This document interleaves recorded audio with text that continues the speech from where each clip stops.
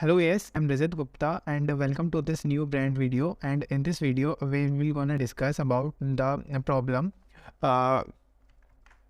the problem chef and adjacent sums of code chef contest. Okay so let's start. तो देखो इस problem में basically क्या है, सबसे पहले रीड कर लेते हैं। You are given an array of size N, consider an array B of size N formed by a sorting A in non decreasing order, let Z is equals to B N. ठीक है, अब इतना समझ में नहीं आया होगा तो एक बार मैं इसे थोड़ा सा वैसे ही समझा देता हूँ। देखो इसमें बेसिकली क्या कहा गया है कि तुम्हारे पास क्या गिवन रहेगा, तुम्हारे पास एक एरे ए गिवन रहेगा। ठीक है, एक एरे ए गिवन रहेगा। ठीक है, तो हम बोल सकते हैं just like A1 A2 A3 A4 and so on. ठीक है, हमें एक ऐसा एरे गिवन रहेगा ए। ठीक है, और हमें बोला गया है कि हम ना एक कंस्ट्रक्ट कर सकते हैं एरे बी बाय शॉर्टिंग।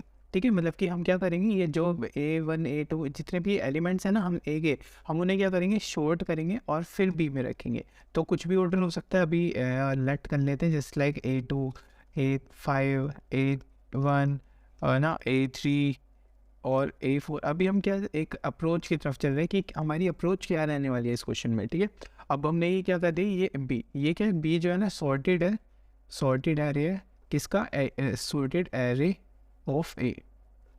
ठीक है, ए का ये हमारा एक सॉर्टेड एरे है जो कि हमने ए को सॉर्ट करा तो हमारा बी बन जाएगा। ठीक है, अब देखो अब ना हमसे ये बोला गया है कि जेड क्या है, जो जेड है ना वो है लास्ट के, है ना, जेड क्या है, B N plus B N minus one. ठीक है, हमें ये जेड की वैल्यू दी है कि जो जेड है ना वो किस किस का सम है, वो लास्ट के जो बी है ना, मतलब कि पूरे जो भी पूरे के एरे के लास्ट दो मैक्सिमम है, मैक्सिमम नंबर्स हैं, उनका सम है हमारा जेड।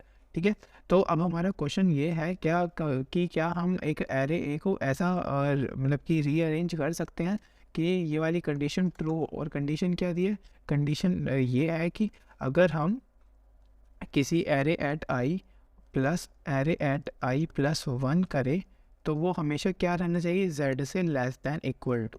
ठीक है, कंडीशन है ये हमारी कि अगर हमें इसे फॉलो करवाना है, अगर ये कंडीशन फॉलो हुई तो फिर हम क्या है, हमारा जो एरे है वो अच्छा एरे है, तो हम उसे क्या प्रिंट करेंगे, तो हम प्रिंट करेंगे यस, है ना। इफ़ ट्रू हम क्या प्रिंट करने वाले, यस। इफ़ फॉल्स, अगर ये कंडीशन कहीं पर फॉलो नहीं हुई, है ना, रीअरेंज करने के बाद भी, तो हम क्या प्रिंट करने वाले हैं, नो। बस यही हमारा क्वेश्चन है। एक बार थोड़े टेस्ट केस डिस्कस कर लेते हैं, टेस्ट केस से थोड़ा और क्लियर होगा और फिर अप्रोच की तरफ चलते हैं, है ना। पहला टेस्ट केस उठा लेते हैं इसका 3 4 4। ठीक है, तो देखो हमारे पास पहला क्या टेस्ट केस गिवन है, हमें एन की वैल्यू गिवन है 3, है ना, और हमारे पास जो एरे ए है वो क्या गिवन है 3,4,4। तो हमारा बी एरे क्या हो जाएगा, बी एरे हो जाएगा इसका सॉर्टेड वर्जन, है ना। तो बी अगर हम इसे सॉर्ट करेंगे तो भी बिल्कुल सेम आएगा। ठीक है, तो 3,4,4। ठीक है, तो अब हमारा जेड क्या हो जाएगा, मैंने बताया था जेड होगा हमारे लास्ट के जो भी दो मैक्सिमम नंबर है ना उनका सम। ठीक है, जैसे कि यहाँ पे और ये दोनों है, तो Z is equals to 4 + 4, that is our Z कितना आ जाएगा, हमारे पास आ जाएगा 8। ठीक है, तो अब ना हमें ये, और कंडीशन क्या थी हमारी, कंडीशन कौन सी फॉलो होनी चाहिए कि जो हमारा array at I plus array at I plus one always less than Z होना चाहिए। ठीक है, अगर ये कंडीशन हमेशा फॉलो हुई, है ना, तो पूरे के पूरे एरे में, है ना, पूरा ए आई इज इक्वल्स टू 1 से लेके एन तक अगर ये कंडीशन फॉलो हुई तो हम क्या यस प्रिंट करेंगे और नो, वरना नो। तो अब देखो क्या ये पॉसिबल है कि हम एक एरे ए को ऐसे रीअरेंज कर दे। तो देखो पहले अगर मैं इस वाले एरे की बात करूँ तो ये तो पहले से ही इस कंडीशन को सेटिस्फाइड कर रहा है। देखो अगर मैं यहाँ पे इन दोनों का सम लो, तो 3 + 4, 3 + 4 इज क्या होते हैं 7, और वो क्या है लेस देन है 8 से, है ना, तो ये ट्रू हुई। ठीक है, 3,4। अगर मैं बात करूँ 4,4 के लिए, क्या ये अब ट्रू है, अब देखो अब क्या अगर मैं बात करूँ 4,4 के लिए तो क्या ये ट्रू है, 4 + 4 is equals to 8 which is not less than 8। तो ये कंडीशन यहाँ पे फॉल्स हो गई, है ना। तो अब हमें ये चेक करना है क्या हम इसे रीअरेंज कर सकते हैं। तो अब मेरे पास एक आइडिया है, मैं इसे रीअरेंज कर सकता हूँ, बिल्कुल रीअरेंज कर सकता हूँ। कैसे करूँगा, देखो मैं इस एरे ए को भी ऐसे भी तो लिख सकता हूँ 4,3,4, है ना। अब देखो अब एक बार चेक करके देखो, 4 + 3 that is over 7, 3 + 4 that is over 7, है ना। तो ये हमेशा इन्होंने ये कंडीशन को ट्रू रखा कि ये z से लेस देन रहे, ठीक है। तो अब हमें बस यही करना है। अब देखो अब ना इसमें थोड़ी सी एक टेस्ट केस और समझ लेते हैं पहले, थोड़ा और क्लियर हो जाएगा। जैसे कि 1 2 3 4, अब देखो जस्ट लाइक हमें एरे ए गिवन है 1 2 3 और 4, ठीक है। देखो कोड इसका बिल्कुल सिंपल है, कोड की टेंशन मत लेना, बस थोड़ा सा ऐसे एक्सप्लेनेशन जो दे रहा हूँ उसे थोड़ा सा फील करने की कोशिश करो, जिससे कि आप इसे खूब ही कर पाओ, ठीक है। बाकी अभी 2 मिनट के बाद कोड ही देखेंगे, ठीक है। देखो अब तो फिर बी क्या हो जाएगा, हमारा बी हो जाएगा इसका सॉर्टेड वर्जन, और सॉर्टेड वर्जन क्या होगा 1 2 3 4 एज इट इज़, ठीक है। ये पहले से ही सॉर्टेड गिवन है ना। और जेड क्या होगा, जेड मैंने बताया था कि जो मैक्सिमम 2 एलिमेंट्स हैं उनका सम, ठीक है। जैसे कि यहाँ पे क्या है, हमारे लास्ट के 2 मैक्सिमम 3 और 4, तो 3 + 4, तो z की वैल्यू कितनी आ जाएगी, z इज इक्वल्स टू 7, ठीक है। z की वैल्यू कितनी आ गई, हमारे पास 7 आ गई है, ठीक है। तो अब हमें पूरे इस एरे में चेक करना है क्या कोई ऐसा है कि 2 का सम करने पे हमारा 7 आ रहा है या फिर 7 से हमेशा कम रहना चाहिए। तो हम चेक करते हैं। तो देखो अगर मैं यहाँ पे लिख लेता हूँ 1 2 3 4, ये एक एरे ए को मैंने यहाँ पे लिख लिया जिससे कि गंदा ना हो, ठीक है। तो देखो अब मैं सबसे पहले यहाँ पे चेक करूँगा क्या 1 + 2 कितने होते हैं, 3 होते हैं, है ना। तो ये इस कंडीशन को मतलब कि 7 से ही कम है, तो ये ट्रू कर रहा है।